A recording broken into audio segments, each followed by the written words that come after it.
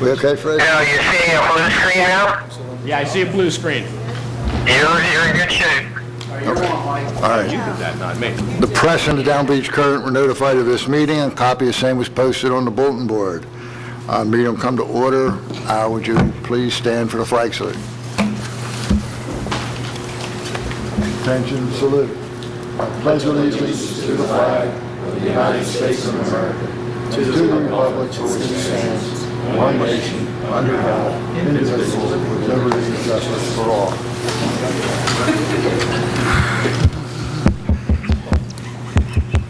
Please call the roll, please. Mr. Becker. Here. Mr. Blumberg. Here. Mr. Dalby.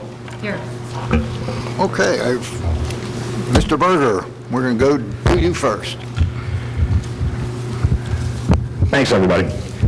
Over the course of the last couple of months, Rich Deeney and Fred and I have looked into the shortcomings of the City of Margate website. And through no reasoning besides the technology, the available platform that we have available, there are a tremendous number of things that the City of Margate website just simply cannot do.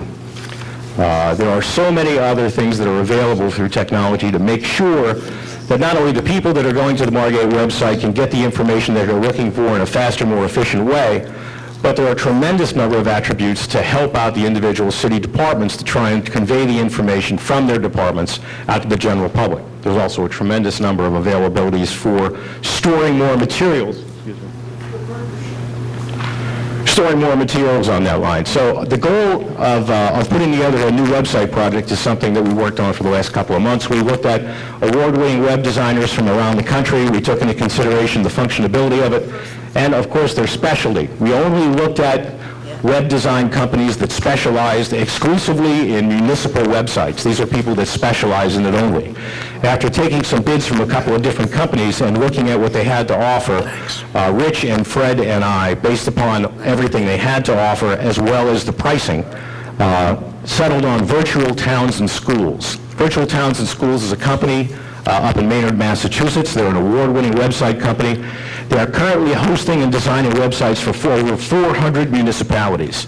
Of those 400 municipalities, about 50 of them are seashore communities like we are. So I have the same type of needs and wants as a city like Margate would have, having to deal with tourists, having to deal with summertime visitors. At the same time, they've been in a position to provide their clients with extraordinary different services. Everything they've designed is specific to the individual public sector. Every website is custom designed to the individual client, and it's an all-inclusive pricing model that provides training for each and every one of the department heads. The real difference in this is that rather in every case, whenever somebody needs something done, instead of having to run to Fred to get it done, someone in each one of your individual departments is going to be able to update and put information on the websites themselves. There's a couple of other profound differences between the current website and the website that we're proposing you guys take a look at today. The first one is that the new website has a robust search engine on it. Now, anybody who's been to the Margate website and tried to find something knows that it's a puzzle. You really need to try and navigate around it in a variety of different ways to try and end up where you need to end up. A search engine is mandatory on a current website. It's not something that we have right now. Another one of the great attributes of the new program, the new website, is something called an e-subscriber service, where residents can actually sign up to get emails so that every time something is posted in an individual department, whether it's the Recreation Department, the Public Works Department, an emergency notification, or anything else, they will be notified immediately by the website. They'll be sent an email from the website. So, with that, most of the information, rather than just read it for you, because I really do want to keep it brief, is in front of you in the little handout. There's a little 3-page handout in front of you. I have on the phone Millard Rose. Millard is the president of Virtual Towns and Schools. He's going to do a quick run-through on how easy it is to use this website from a department standpoint, go over some of the high points and differences between the website that he's proposing for the City of Margate and the one that we currently have, and he'll take a couple of your questions at the end, too. I just ask that you pay attention because I have him on a cell phone. We're putting a wireless microphone next to it. If you're having trouble hearing, please let me know, and I'll try and do something about it, but hang on for 1 second. while we're hanging on, I just want to tell the audience and everybody, the commissioners, that the entire staff has heard this presentation before and is supportive of this. So basically, this presentation is to the public and to the commissioners. Millard, are you there? I'm here. Can we hear Millard? Can you hear me okay? What? Yep, we're good. All right, you're in business, bud. Okay, well, thank you very much, and I appreciate the introduction a lot, and I was able to hear what you said, so I won't repeat things, and I'll just try to add just a couple of features that weren't mentioned, which I think are important to you, and then to show you the website, show you some sample designs, and show you how easy it is to update content within the website. It mentioned the number of clients that we have. Clients have the ability to decide how many users they want. So you have access to an unlimited number of users. Each of those users has the ability to manage their own area. Nobody else can manage and get into their area, and they're restricted from going into anybody else's. So our system is designed for the standard department staff individual. So we have over 4,000 government staff members that are updating their websites through the content management system. So you don't need to know any coding. If you can fill out a form and you can copy and paste, you can manage your website content. One of the things that wasn't mentioned is our clients struggle with a couple of things. They struggle with making it easy to put new information on the website, but then also to get old, stale information off the website. And they also need some assistance helping to remember when it's time to do something. So what our system is designed to do is it allows you to create content anytime you want, that you can schedule when it appears on your website, and you can schedule when it no longer appears on the website. So for the sake of an example, let's assume you wanted to have a New Year's Eve celebration with fireworks on the beach. You can create that today. You could set it to go live on the website on October 1st. You could set it to come off the website on January 1st. And you could set a date in the system to send you an email on November 1st of next year reminding you that it's time to put next year's fireworks information on the website. So the website is designed in a bunch of different ways to try to help you manage the content.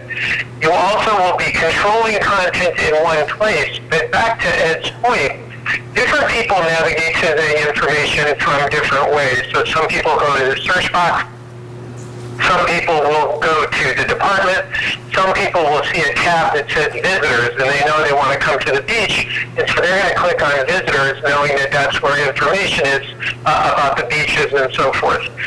So you control the content in one spot. It puts itself wherever you decide you want it to be on the website, with the objective that the constituent or the visitor finds the information that they want through the web and doesn't start calling City Hall looking for that information.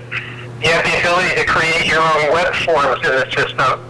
So websites today, and this gets back to Ed's point too, about trying to do more business with your constituents through the website. People going to the website to report a streetlight out or to report a pothole, that information comes into the website, is forwarded out to the appropriate person to deal with the issue, and then that constituent's alert or service request is stored within the system. It's in a database. You can download it. You can manipulate it in Excel or other kinds of features, and it's just easy to use that way. Every client gets a free custom employee portal.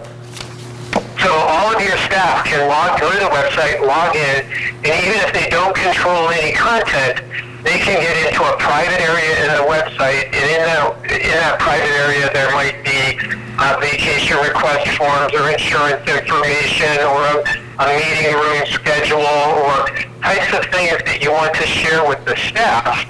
You don't want to make available to the public, but this website allows you to not only serve the public, but also to serve the internal operations of the city within the same website. Talked about email notifications. You have the ability to get involved in social media however you want to. You post an urgent alert to the website, it automatically sends out an email, it could send out a tweet, a Twitter tweet, all at the same time, so that you're only doing one action and everybody is being notified accordingly. More and more people are coming to websites through smartphones, through handheld devices. Our website comes with a smartphone version at no charge, along with the basic website. So if somebody comes to a regular desktop computer, they see the full screen. If somebody comes to a tablet computer, they see the full screen. If somebody comes with a smartphone, they'll see an abbreviated website with just the navigation, which allows people to get at what they want. Because if they're coming on their phone, they're not looking for pictures and rotating slideshows. They're looking for information. So all of this happens behind the scenes. You don't need to worry about it. But these are things that, because we only deal with governments, our platform is designed to be able to do. So I'll come back and we can talk about these for a second, but I want to show you some of these in action now. So our system is built on a platform. It's called the Drupal. It's an open source platform, if you're familiar with that. The Drupal is a platform that's very focused on governments. So there are over 150 countries that use the Drupal platform to build websites. In the United States, the U.S. House of Representatives, the White House, most of the major federal organizations, plus the state of Georgia, a number of different large government entities use Drupal as their content management system. We've designed the platform to be specific for local government. So you get the same advantages, the same security advantages that the system has that it provides for the large federal institutions, but you get something that's designed for you and for local government. So for example, if the clerk is controlling the clerk content, there's a specific spot within the website where all the clerk's content is. It's segregated from everybody else's content. And so the clerk just doesn't have to worry about sifting through everybody else's data to get to their own. If I show you a couple of sample sites, here's the city of Stamford. We have clients that are over 100,000 population. We have clients with populations of 100. You would get the same content management system that our larger clients, like Stamford, third largest city in Connecticut, but where they might have 65 or 85 users and different services that make sense for a larger city, you're going to have services that are specific to you. But this website is designed so that every time you go, each time you come to the website, there'll be a different photo in the background. So you can imagine how powerful this could be for you if you wanted to have seacoast shots, or the website can fill both an information function as well as a marketing function if you want it to be. Very simple homepage. People navigate to what they want. I want to apply for a building permit. How do I find forms and permits? I'm a resident. Here's my resident links. I'm a business. Here's my business links. I'm a visitor. Here's my visitor links. Online services. So as you add more online services over time, these are available to you here. So the key is that the system can grow as you want to grow.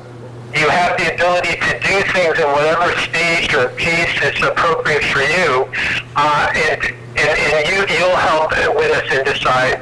At this point, everybody gets a custom design. This client in Maryland wanted a little bit different approach for how you get access to information. Are you able to see my screens as they're moving from screen to screen? Yeah, we are, Millard. I mean, and also if we can get to the post and go part, I think is really cool too, and the folks will be interested in seeing it. Okay, well let's jump straight to there then. I'm going to have two websites open. I'm going to have one that the public would see. This is just a demonstration website, and one which the content managers would see. So here's the department homepage, has very little information on it. The system automatically reorients itself based on the kind of content that each department has. So this particular department has a bulletin board, it has its own calendar, it has its own minutes and agendas. Calendars are able to be sorted by department and by townwide, so I can, as a visitor, I can go pick whichever kinds of meetings I want to be able to sift through the calendar any way I want. But the system automatically configures itself based on the content that each department has. So here's the public side. I'm going to come over here. Here's an urgent news banner. If you have urgent news, it will show up here. If you had no urgent news, like in Stanford's case, they had no urgent news, there's no red box that appears there. So I am just going to navigate to my department that I'm going to demonstrate on. And I'm going to log into the system. And when I log into the system,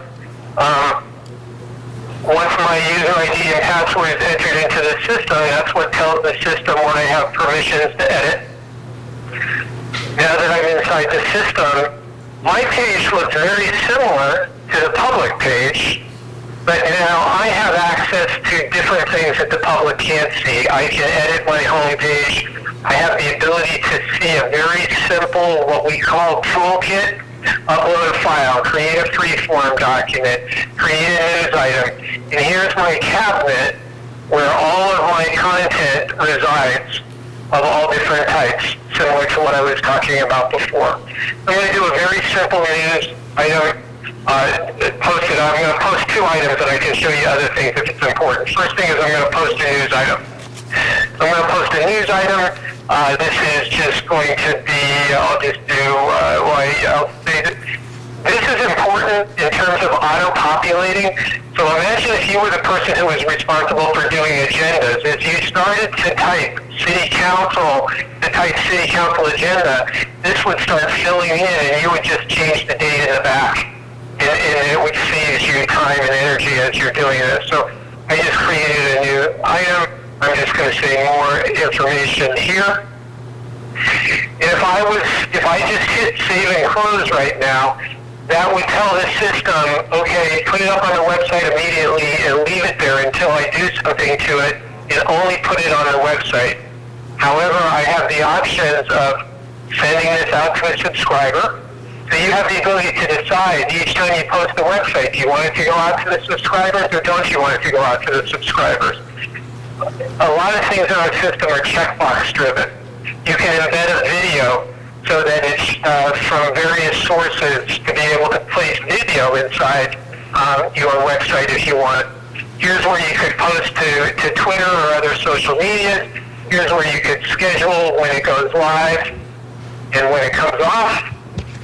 If you don't schedule when it goes live, only when it comes off, it goes on immediately and it comes off when you want it to. And here's where you're asking it to, send you an email at some point in the future to remind you there's something to do with it. If you need help to do anything in the system, there's help always available on every form. It's only on the form that you're on. So here is help specific for the news items. So I'm going to save and close this now. I created my news item. I'm going to save and close. Then when I save and close and I come back to my public website and I refresh my page, the demo website says to put news in the upper right-hand column. You can decide you can put news wherever you want it to, and now it's available immediately. When I click on this, it gives me my more information. The more information can include photos, hyperlinks to other things. You can share every page, you can print every page, you can email every page. There's lots of functionality that's built into the system. Mill, we have to wrap it up. So if okay. Yep. So I mean, I think that gives you a sense for what we're doing. Any questions on any of that?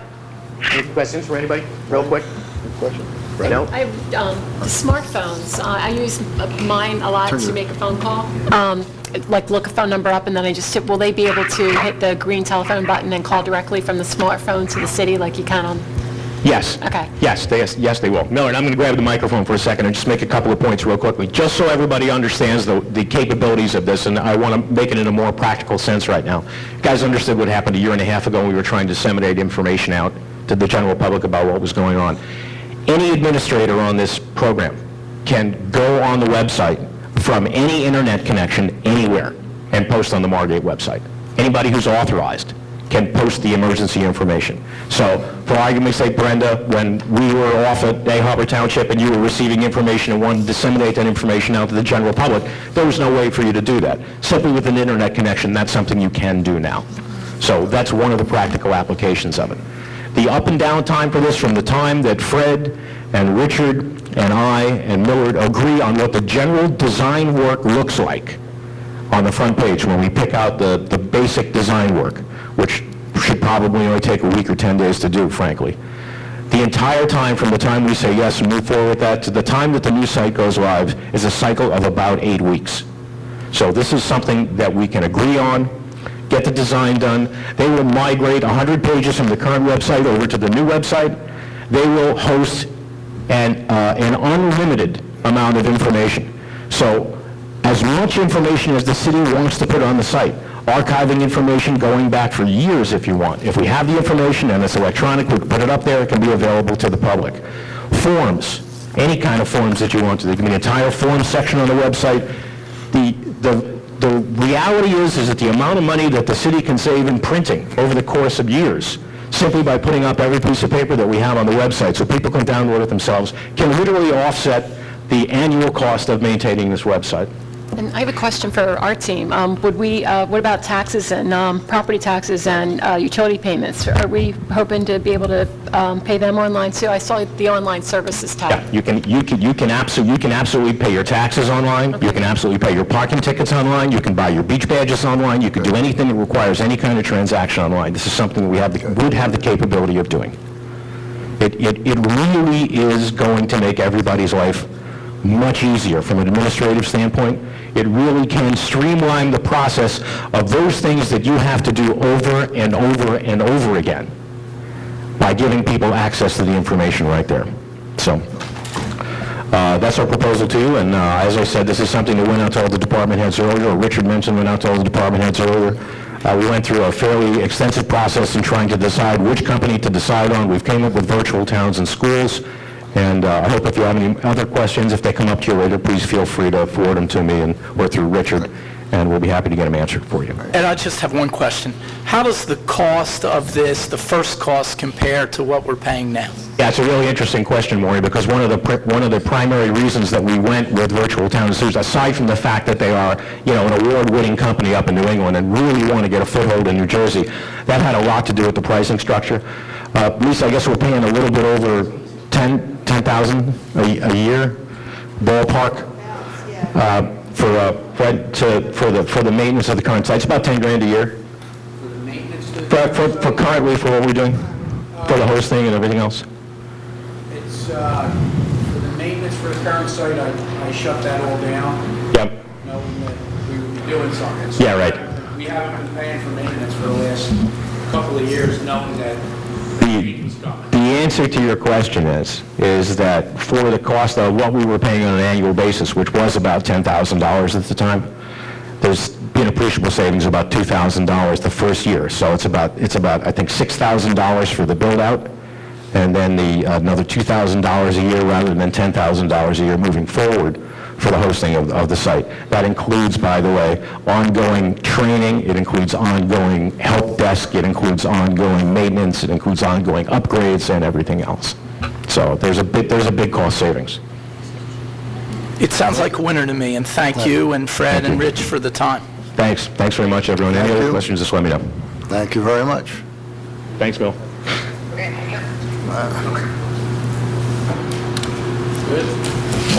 Okay. You okay? All right. Let's go right to department head reports. Ed, you okay? You want to start? Okay. First item, everyone has a copy of my status report. Put your mic on. Okay. Currently under design, we have the bulkhead, Sumner Avenue bulkhead replacement and the beach bulkhead repairs, as well as the beach cleaning permit, the Ventnor Avenue streetscape, and the municipal building upgrades and the Washington Avenue repurposing. So currently they're all under or in design. are underway. Hopefully for the next department head meeting, I'll have the repurposing report for Rich. We'll go through it, and then we'll sit down. The other items that we have include the police station generator. If everyone remembers, the generator died. We went out for quotes. We requested 3 quotes. The low bidder of the request was Scalfo Electric,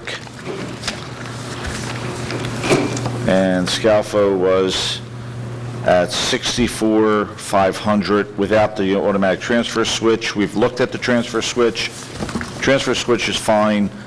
We did quote it, or ask for it to be quoted with the new transfer switch, which added about $19,000 to the price.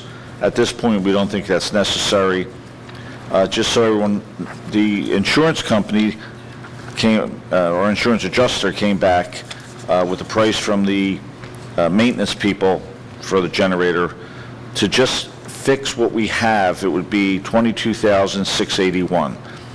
Given the age of the generator, the fact that it has 19,000 hours on the engine, it's our recommendation that we go with the new generator. It's the same unit size-wise with a lot of enhancements, so to extend the life of the generator. For example, the enclosure on the old one was a steel enclosure. They have since offered a new aluminum enclosure, so it'll stay weatherproof. So that's my recommendation. If we can get that awarded this evening, I can get this moving. Additionally, the firehouse number 2, they're waiting for the transfer switch to come in, so then we can get that generator running up online. The road program currently, North Douglas, the Douglas Avenue Beach Block, Essex Avenue Beach Block, Iroquois Avenue Beach Block, essentially all the utility work is complete. They have to come in and do the concrete work and then the paving. The unit block south of Haverford is under construction for water main and sewer main right now. So that project's moving along at a good pace. And that's pretty much, I have a markup of recommendations for our beach bulkhead and bayfront bulkhead elevations. What I'd like to do is I want to meet again. Roger, myself, and Jimmy have met once to go through it. I would like to meet one more time with them before we put anything, out there in the public. But we're looking at raising the bulkheads at a minimum of 1.2 feet everywhere. So that's the summation of it. There's more detail to it. In addition, we want to increase the bulkhead permit fee because we're not getting much cooperation as far as the as-built drawings that are required to certify the elevation of the bulkheads. So we need to put some teeth in the ordinance. The easiest way to do that is through money. Just increase the fee. Nothing is released until we get our certification back. Also, there is a meeting on Tuesday, with the technical group relative to the stormwater pump station to go over the cost estimates and to see if make sure everyone's on the same page with what needs to be done with that joint stormwater pumping station. I think that's everything. All right. Thank you, Ed. Any questions? Anybody have any questions? Maury, Brenda? We're fine. Thank you, Ed. Hey, Ed, the award of the contract for the generator, is that the one for 64.5 without the transfer switch, correct? That is correct, yes. Thank you. That's our recommendation. Chief Tabasco. All is well in the fire department, Mayor. I really have nothing to report today. Things are going well. Good. Keep it that way. Frank? We got the holiday lighting up a week earlier this year than previous years. There are still a couple streets that are out. We know what the streets are. We're going to make the correct repairs. We've been doing a lot of water and sewer services because there's a lot of construction going on in town. We're doing sites with 3, 4, 5 water lines at a time. We're quite busy with that. We've done them on Washington Avenue, Jefferson Avenue, and Adams Avenue. It all seems to be down this end of town. There's a lot of development. We also had a couple water leaks we had to fix. And following up after that, we had a concrete work to be done. We did about 11 concrete jobs, rebuilt 2 storm drains, and we also repaired the decorative lighting on Washington Avenue. It's back on now. I know it comes on early. We're trying to mess with the timer to get it correct. That's all I have. Thank you very much, Frank. Lisa? Okay, good afternoon. The only thing I want to mention to you is, as I had previously mentioned, our notes that we had issued for our special emergency last year in December are coming due December 26th. I've consulted with the auditor and our bond counsel, and we are required to pay down 1/5 of that amount, which is $750,000, which we are going to do. With use of some of the proceeds that we have received so far from FEMA, and we will be issuing a notice of sale on December 5th and rolling over the remainder $3 million. Currently, the notes are being held at Ocean City Home Bank with a rate of 0.9%. It's we're anticipating a rate probably somewhere around that. Hopefully it'll come in a little bit lower, but we'll know more after we receive the bids in. And that's all I have. Thank you, Lisa. Mr. Deeney. I wanted to mention again and update you with respect to water and sewer rate analysis.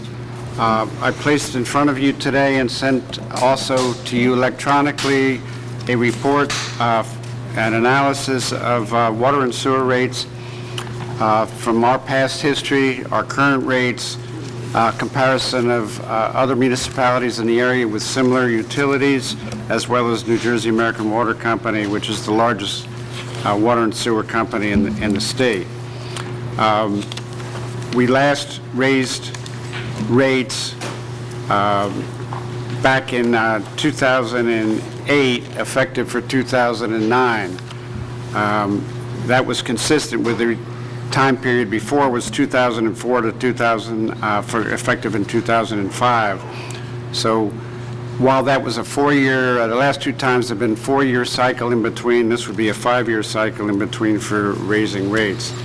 On the back page of the analysis that you have, our proposal is to raise the Margate rate to a total of $570. That would be an increase of, I believe, $65. Right now it's $330 and $175. That's $505, and it would go to $570, $195 and $375. The Brigantine rate is $650, and we're proposing to go to $570. The Sea Isle rate is $1220. The Longport rate extracted for the extrapolated for the 130,000 gallons, which is our minimum, is $702.75, and the proposed Ventnor rate is $675. New Jersey American Water Company is $1,560. So it's obvious that we're well below the rates of all adjoining municipalities, others that have similar water utilities of about our size, and there's a projected financial analysis also included in this report that you can look at and see that not only are we able to do this at the same kind of rate increases that you've had historically, but we'll be absorbing the water and sewer debt within the confines of this utility in the same kind of a rate increase that we've had previously.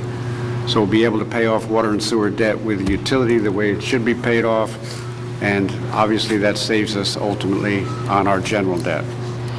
So I'd like you to look it over, and we'll likely have a ordinance for your first reading consideration at the next meeting. Anything else, Rich?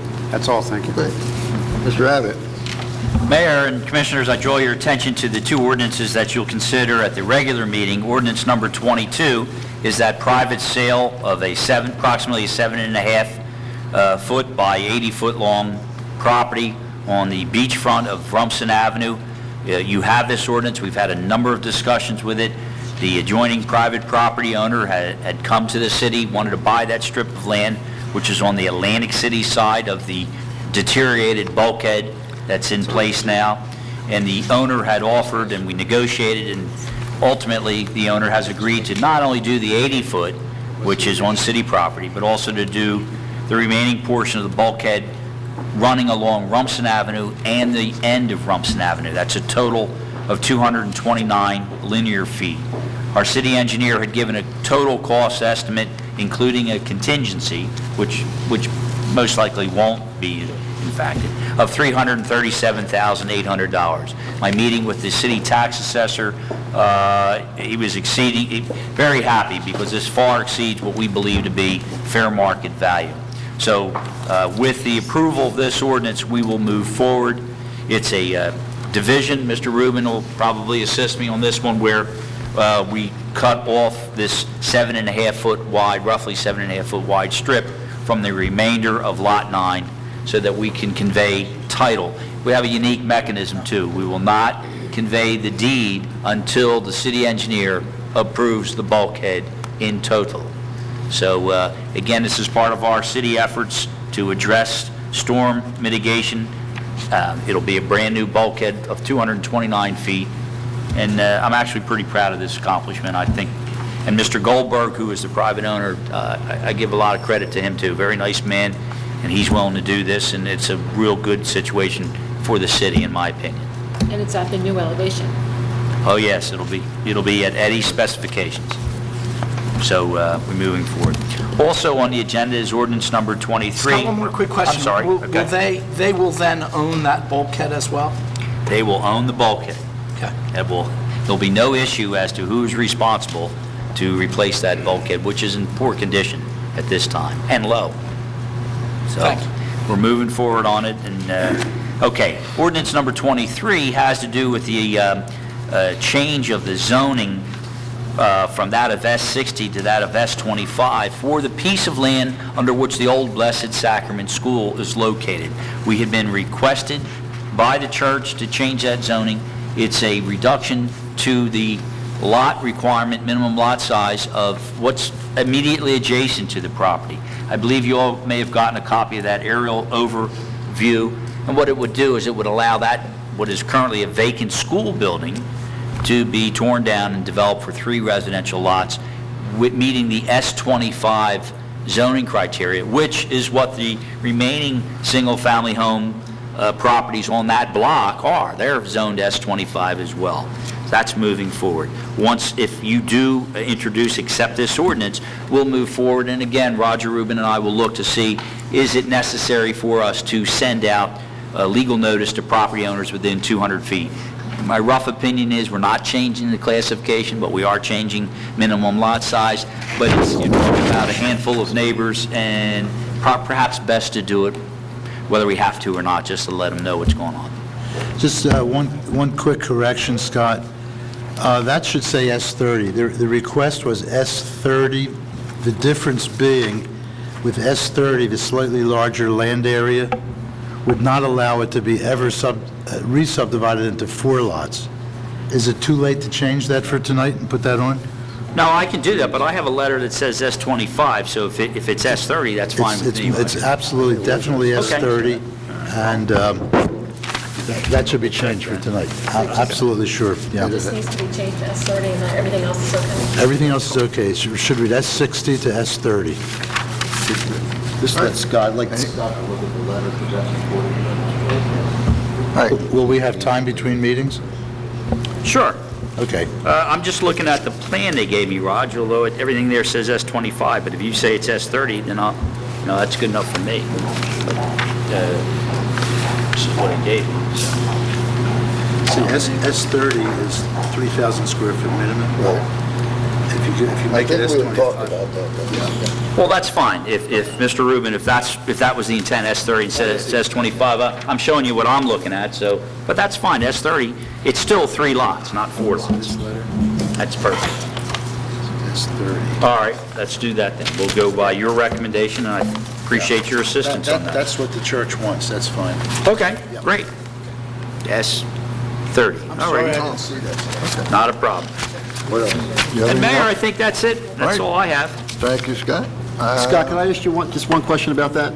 Sure. Because we had talked about it briefly, when you talked about any notification or any other requirements, we had talked about whether a reexamination every 5-6 years, that came into play here. Have we discussed that, and do we know where we are with that? Tom, that's a related topic. There is a requirement for every municipality to do a reexamination of its master plan and zoning every 6 years. I don't know where you stand within the 6-year period. Here's what the law provides. If you, during the 1-year period of a reexamination, you would not have to send out legal notices to property owners within 200 feet because it's part of this reexamination plan. Any other time outside of that 1-year period, you do have to notice. It's under Section 62.1 of the Municipal Land Use Act. The wording is, it says classification. Although it's still a residential classification, arguably, because you're reducing to a lower lot size minimum, I think rather be safe than sorry, and that way people in the neighborhood can't say, geez, we're surprised by this or whatever. Currently, it's S60, which is what the houses are along the parkway, much larger lots. This S30 classification makes it a 3,000 square foot minimum, which is more in conformity with the lots that are in the area. So my recommendation is, I think we should, it's legal notice to property owners within 200 feet. I think we ought to do it. Okay. All right. You okay with that? Good with that, Tom? Any other questions? Okay. Thank you. Thank you, Scott. Thank you, All Tom. right. Roger? Or Tom, I'm sorry. No, I just want to say that both of these ordinances express the will of the planning board, and they voted for the Goldberg thing, they voted for the Blessed Sacrament thing, and so I think it's a good idea to go along because they've given it some considerable thought. They're both, they will be beneficial. Talk about Quincy Ave. Thank you. Tom? All right. I just wanted to change the agenda. That should be, well, S30 there, right, Roger? Yep. Okay, correct. I just had 2 things. One was, oh, I'm sorry. Was it S60 to S30? 60 to 30. So that stays the same? 60 to, yeah. S30. So that's 25. Okay.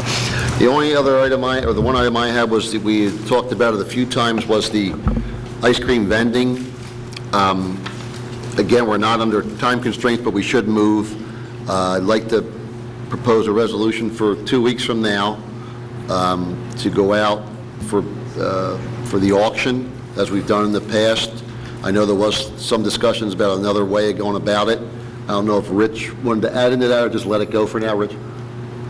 I'm good with your recommendation. Okay, the auction, and then what you can do is you can set a minimum bid in case we only have, one bidder or whatever.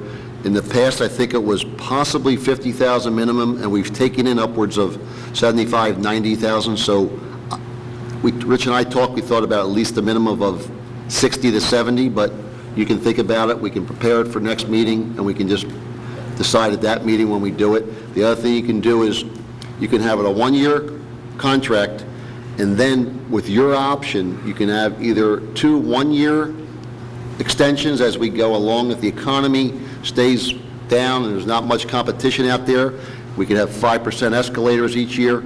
Conversely, if the economy improves, if more competition comes in, then you don't renew it going into next year and you go out for auction again. So those are your choices. We'll come with a document for the next meeting, and you can decide finally on the minimum and how you want to proceed on the extensions.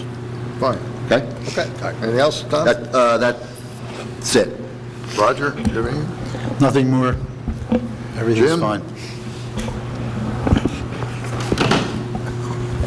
Sorry.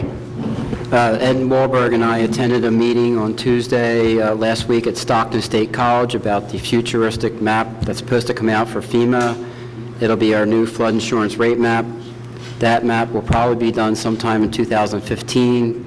The preliminary map will be out 2014. There'll be a 90-day review period. At this point, I don't see any difference. They're going to make any changes to this existing map we have now, which is the working map. It sounds like the insurance, according to the paper, is going to stay the same. We were looking for some break with the Bigot Waters Act. But if you want, call the congressman if you want to complain about your insurance policy. That's all I have. Thank you, Jim. Chief? To dovetail somewhat into what Mr. Berger presented earlier, Fred, myself, and some people from my command level staff participated in a web conference yesterday morning with a company called LexisNexis, who are, for those of us in the legal world, know that's a big provider of legal documents, legal research, that kind of thing. They approached us to be able to computerize our accident reports. And what they are offering to us free of charge is they would give us the program to now do our accident reports computer, upload them to them, and what would happen is insurance companies as well as private citizens will be able to access the reports online. The benefit for us is a person who is unfortunately involved in an accident, City of Margate, can go on or link on our website, hit it, and be able to obtain the accident report right from them.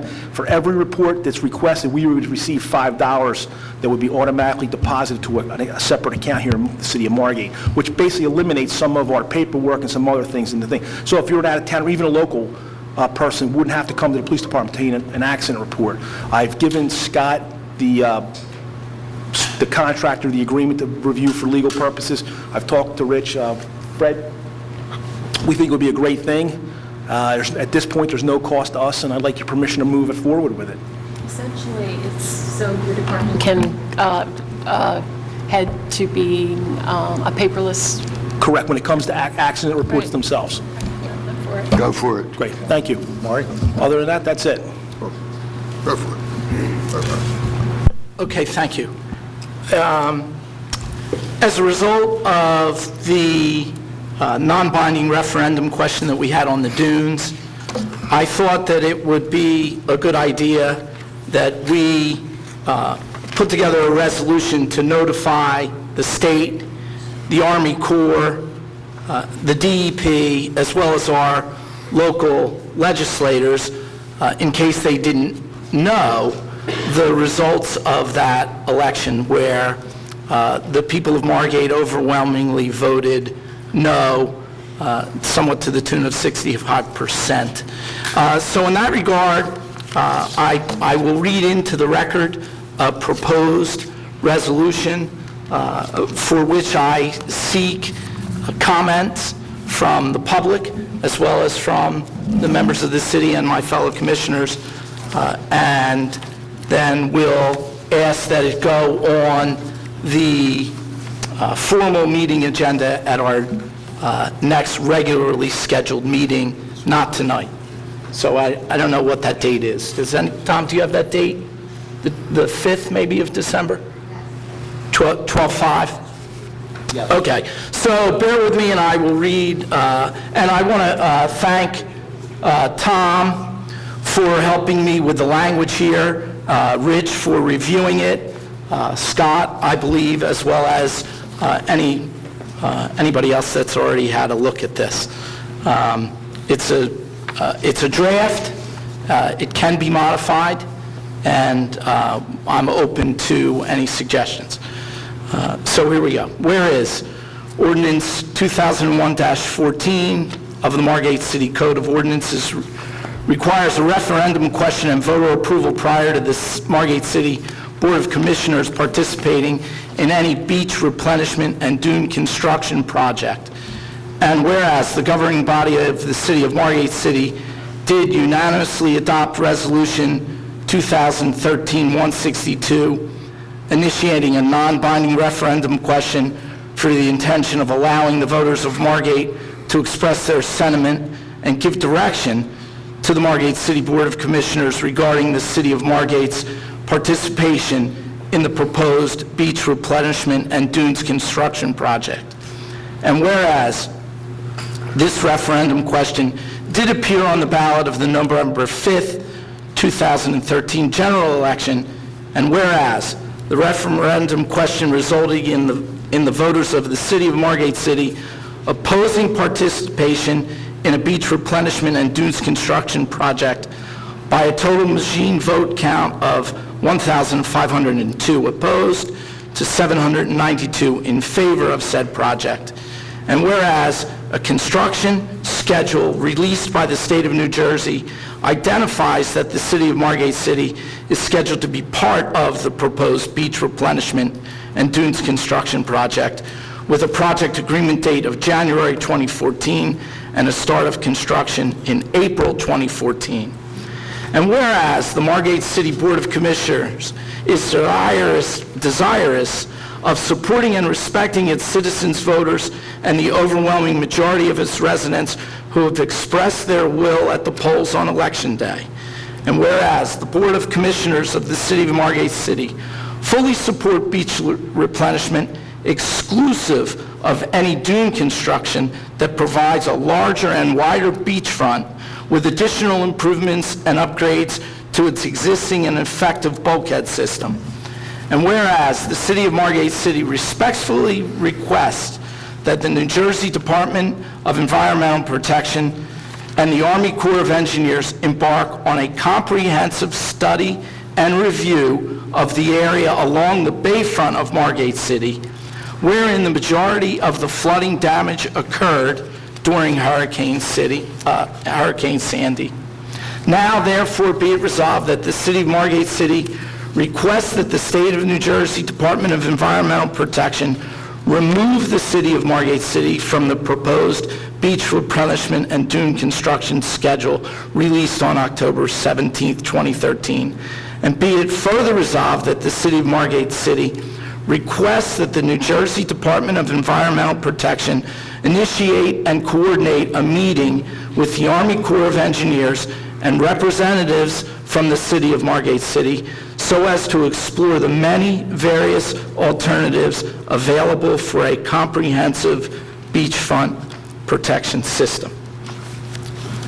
And so that is the proposed resolution that I would ask first Brenda, you, and then Mike to comment on, and then open in our public session any comments from the public. I got a copy of this and had the opportunity to review it this afternoon. I don't have any problem with it. My concern, of course, is the governor's position, his steadfast position, but I think there's no harm in sending this to the state. I think that it's saying three things, that maybe four things. We hear the voters, we support the beach nourishment, but not the dunes, and we're asking them to, for us to be removed from the schedule. And then the fourth thing I see that we're asking is to meet with the DEP and the Army Corps to discuss other alternatives. And I'm okay with it. I think it's, you know, it's okay with me. Oh, thank you.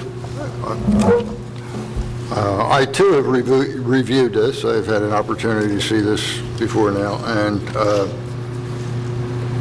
it's fine with me. I think it reflects the will of the people, which is what we said we'd do all along.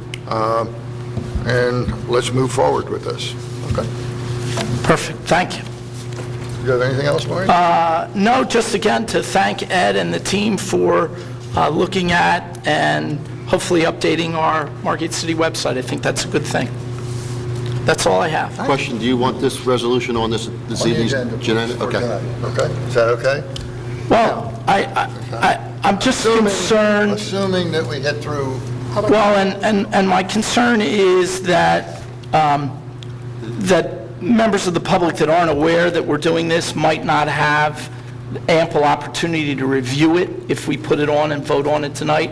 As much as I would like to vote on it and get it written and up, I think maybe it wouldn't hurt. I don't know. Do you think it would hurt if we waited 2 weeks to vote and get it, get it sent to the state?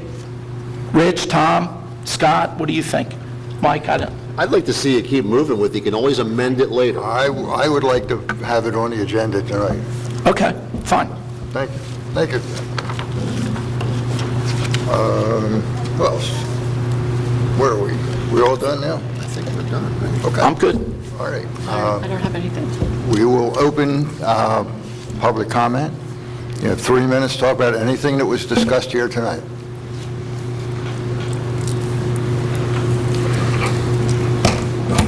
Sewell, 22 West Drive.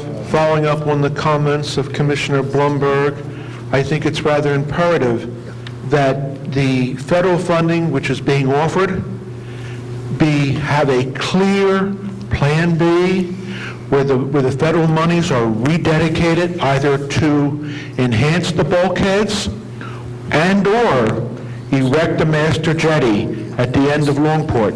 Erecting the master jetty at the end of Longport would add 2,400 to 3,000 feet of new beach.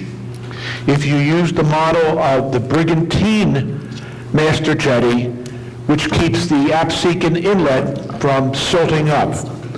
Because the best deterrent in a storm, as Wildwood clearly indicates, is an extensive beach, because that wave action has to chew through that underground dune, that 2,400 to 3,000 feet generated by a master jetty.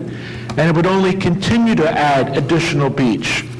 So I think it's important not only to have the governor apprised of what Margate's position is, but to notify, Congressman Lobiondo, Senators Menendez and Cory Booker, and let them know that we want that money redirected and rededicated to a one-time permanent fix.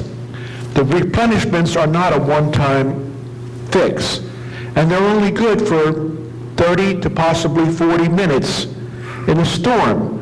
As the great three-day nor'easter of 1962 clearly shows, we would be exposed for 2 days, 23 hours and 30 minutes with no protection whatsoever.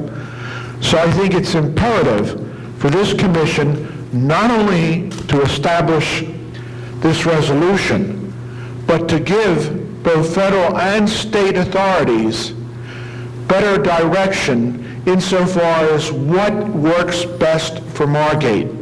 It isn't a one-size-fits-all situation. And if we clearly outline a comprehensive alternative, which actually in the long run is far cheaper to put that master jetty up and to enhance the bulkheads, you're not staring down 40 to 50 years of monies being expended that are simply washed away into the Great Egg Harbor Inlet. Thank you very much. Thanks, sir. Fred Weinstein, 15 South Cedar Grove Avenue in Margate. Assuming that this group adopts this ordinance this evening or resolution, I wish to suggest that perhaps the appropriate procedure would be for Scott or someone else from this group to contact the governor's office so they don't read about it in the press, and give them a heads up that this resolution has been adopted and they're going to be getting a copy of it, perhaps along with a phone call to our local legislators, simply to give them the heads up that Margate has adopted this resolution, rather so they don't read about it in the press as well. Number two, this is the last meeting I'll be attending this year before I head south, and I wish to express my gratitude and thank this entire group and all of Margate's employees for your hard work and dedication, and to wish all of you and all of Margate's employees a happy and safe Thanksgiving holiday. Thank you.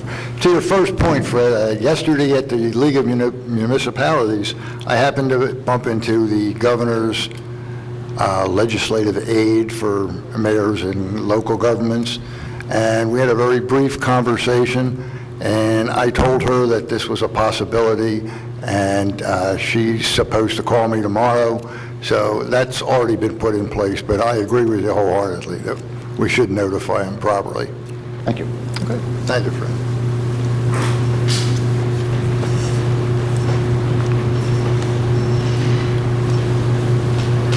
Stephen Altman, 9003 Amherst Avenue, Margate. I build websites, and that presentation was outstanding.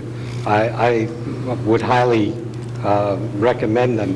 One thing I would suggest, however, is I know they're going to have online training, but you might want to see if it would be possible to have an initial training program in person with representatives of different department heads. If that website project goes forward, you might want to have a in-person program initially to show you how to get around the website when it's constructed. Just a suggestion.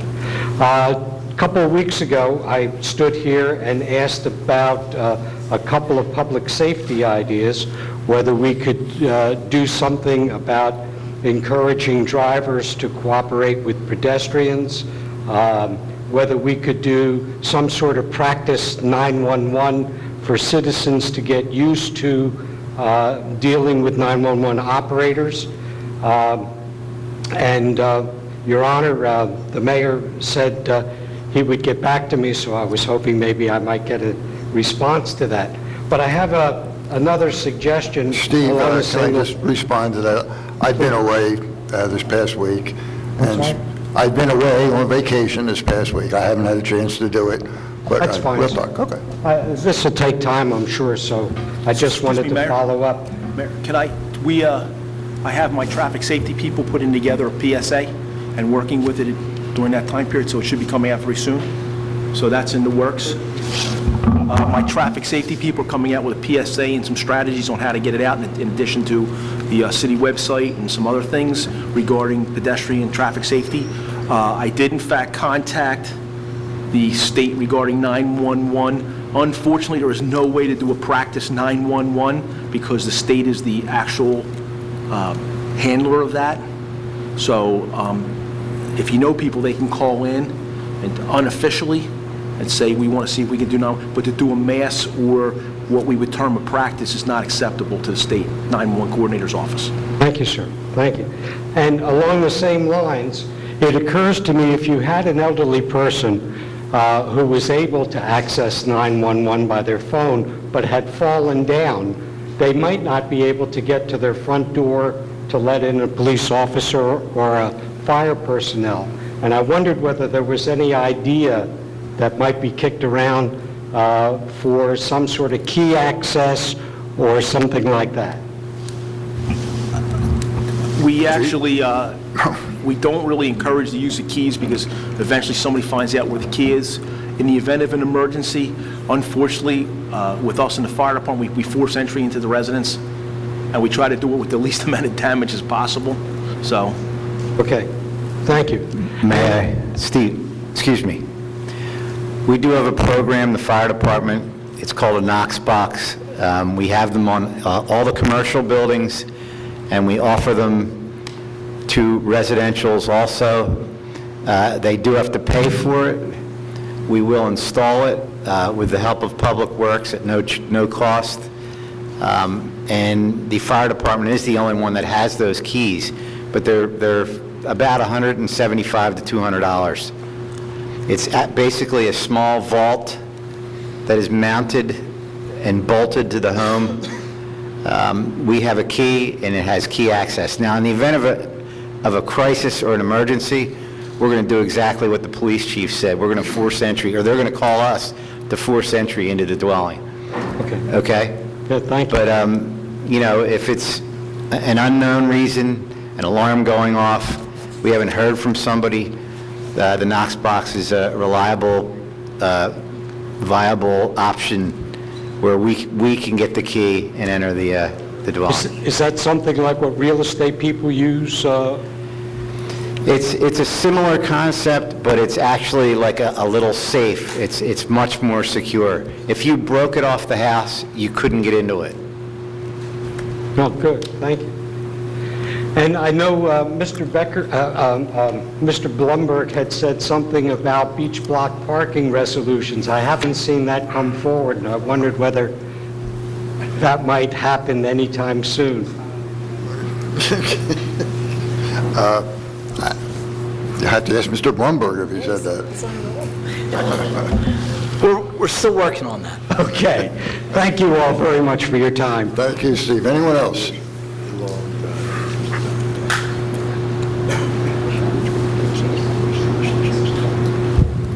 Sharon Simon, 424 North Thurlow Avenue. First of all, I'd like to thank and applaud Commissioner Blumberg for putting this resolution together, and Mr. Heltner, whoever had put their time in to do it. And I also wanted to thank Commissioner Toddy and Mayor Becker for putting their support behind it. I just have a couple questions about it. I'm very sensitive to language now.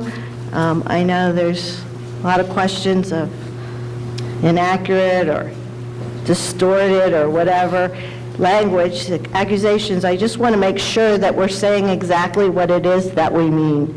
So my first question would be, where it says fully support beach replenishment, what does that mean? Like, what are we saying there?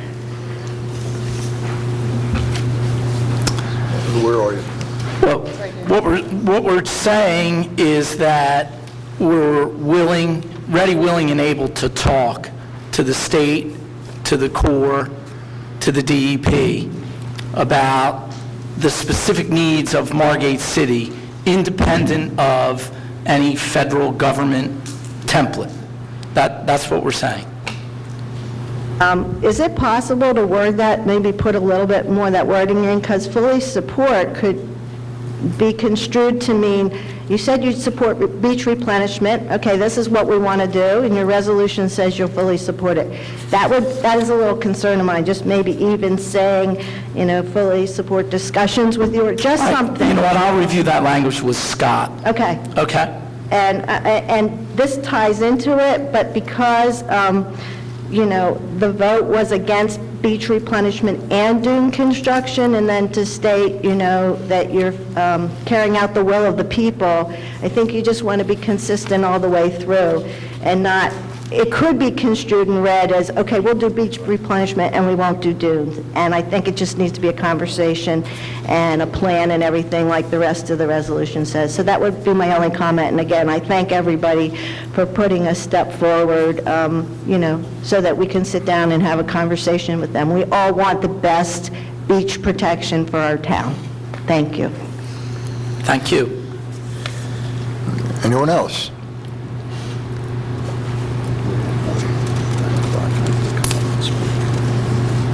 Steve Giesecke, 112 North Lancaster Avenue. I have a question on the zoning that you want to change for Blessed Sacrament School. Does that mean that you want to allow more housing there than what is currently allowable? What's currently available on this particular piece of 150 feet of frontage, Mayor, is that all right if I'm sorry. Under the current S60 zoning, it would allow only one house, one giant mansion of a house. But under the S30 zoning, it would allow 3 houses, all of which would be compatible with and comparable with the houses around it. So yeah, it does allow more houses, but more appropriate to the neighborhood. At the same time, it will allow the demolition of a building that's no longer used, that the church doesn't want to use in the future, apparently, and they've requested this change. Not to stifle public comment, but in fairness to other people who didn't come here tonight, this is first reading, and we're second reading, and the public hearing is 2 weeks from now. I'm not telling you, I'm just... Yeah, I just want to understand what's going on, because I hate to see the changing of the demographics of Margate, whereas we're getting so many cookie-style cutter homes with these spec builders. And we're we are really shy on parking spaces, and on my block and around the corner, I could see we're getting more and more condensed, where we have less and less parking, and I get concerned with that. Plus, with all the building, especially the condominiums that are coming up, with the people that we're bringing into the city, I start to get concerned about, and it may be ridiculous, the water pressure that we're going to have, because I can envision in a day, 10 to 15 cars coming in and out of the building, and on Memorial Day at 5 o'clock when we go to turn on the spigot to get some water, and we just get drops of water coming out. I mean, yeah, okay. That's not likely to happen. No, it's just I get concerned about the density of what's happened to the city. Thank you, Steve. Anyways, Glenn?